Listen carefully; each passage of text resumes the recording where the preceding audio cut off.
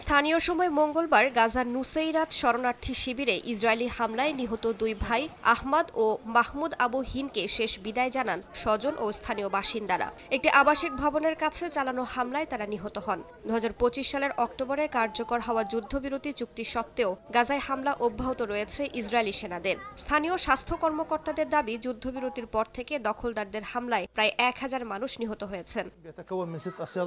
এদিকে গাজার কামাল আদওয়ান হাসপাতালের পরিচালক ডাক্তার হুসাম আবু সাফিয়ার মুক্তির আবেদন খারিজ করেছে ইসরায়েলের সুপ্রিম কোর্ট। ২০২৪ সালের শেষ দিকে তাকে আটক করা হয় এবং ১ বছরের বেশি সময় ধরে কোনো আনুষ্ঠানিক অভিযোগ ছাড়াই তিনি আটক রয়েছেন। মানবাধিকার সংগঠনগুলোর অভিযোগ, গোপন নথির ভিত্তিতে আদালত এই সিদ্ধান্ত দিয়েছেন, যা তার আইনজীবীর কাছেও প্রকাশ করা হয়নি। আবু সাফিয়ার বিরুদ্ধে হামাসের সদস্য হওয়ার অভিযোগ তোলে ইসরায়েলি বাহিনী, তবে এ দাবির পক্ষে প্রকাশ্যে কোনো প্রমাণ উপস্থাপন করা হয়নি। হামলা নির্যাতনের পাশাপাশি বাড়ছে ইসরায়েলের ভূখণ্ড নিয়ন্ত্রণের পরিধিও। গাজার খান ইউনিস ও রাফা এলাকায় ইসরায়েলি বাহিনী ইয়েলো জোন বা নিজেদের নিয়ন্ত্রিত এলাকা আরও বিস্তৃত করেছে বলে জানিয়েছেন স্থানীয় বাসিন্দারা। গাজা সিটির আল তুফাহ এলাকাতেও ট্যাঙ্ক অগ্রসর হওয়ায় বহু পরিবার ঘরবাড়ি ছেড়ে পালাতে বাধ্য হয়েছেন। বাস্তুচ্যুতরা বলছেন, বারবার স্থানান্তরের পর এখন আর নিরাপদ আশ্রয়ের কোনো জায়গাই অবশিষ্ট নেই।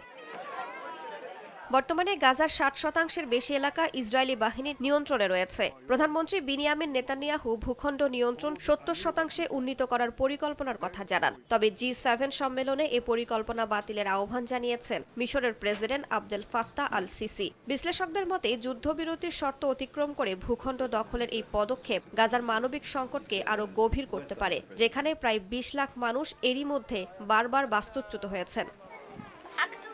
রাইসা জান্নাত, সময় সংবাদ।